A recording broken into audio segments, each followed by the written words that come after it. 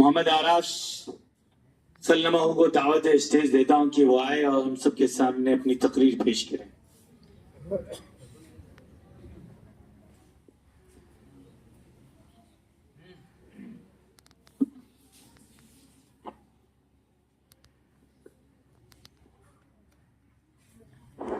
السلام علیکم ورحمۃ اللہ وبرکاتہ.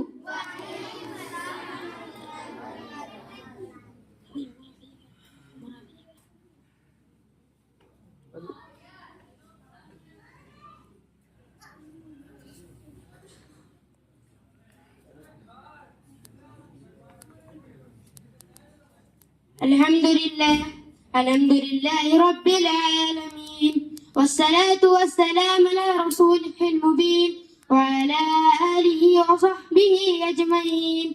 أما بعد، قال الله تعالى: والذين أوتوا العلم درجات. صدق الله العظيم. محترم حضرات، علماء کرام، معزز حاضرین، علم دین کا حاصل کرنا ہر مسلمان پر فرض ہے.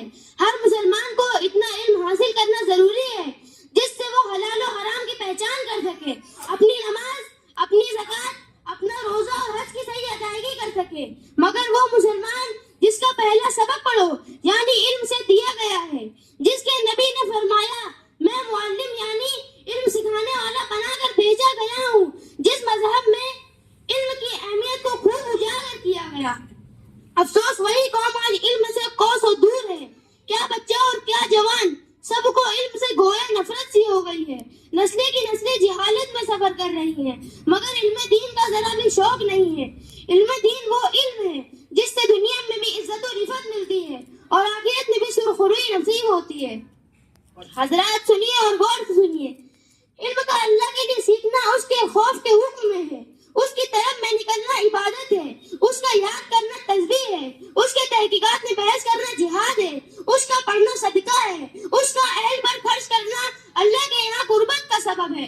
علم جائز و ناجائز کے پہچاننے کی علامت ہے، جنت کے دروازوں کا نشان ہے، وحشت میں چی بہلانے والا ہے، سفر کا ساتھی ہے، تنہائی میں محدث ہے، خوشی و رنج کی دلیل ہے، دشمن پر ہتھیار ہے. حق تعالی شانہ اسی کی بدولت جماعت علماء کو بلند مقام عطا فرماتا ہے.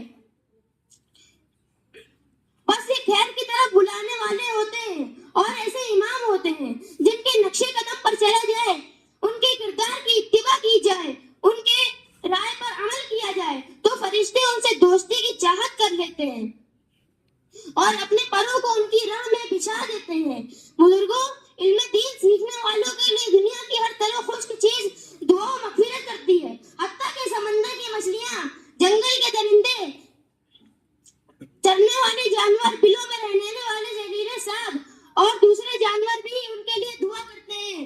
اور کیوں نہ ہو کہ علم دلوں کی روشنی ہے، آنکھوں کا نور ہے. علم کی وجہ سے بندہ امت کے بہترین افراد تک پہنچ جاتا ہے، آخرت کے بلند مرتبوں کو حاصل کر لیتا ہے.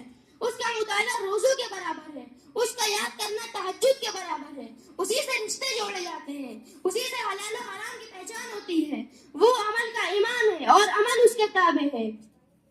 نیک بخت لوگوں کو اس کی توفیق دی جاتی ہے اور بدبخت لوگ اس سے محروم رہتے ہیں. حضرات جو قوم دنیا میں جاہل رہتی ہے، علم سے دوری اختیار کرتی ہے، اس کی حیثیت زمین پر مردے جیسی ہے. وہ قوم کبھی ترقی نہیں کر سکتی. اس لیے ضروری ہے کہ ہم علم دین حاصل کریں اور اپنی آخرت کو سنواریں، کیونکہ یہی عزت ہے اور یہی ہماری نجات کا سامان ہے. وآخر دعوانا الحمد للہ رب العالمین. السلام علیکم ورحمۃ اللہ وبرکاتہ.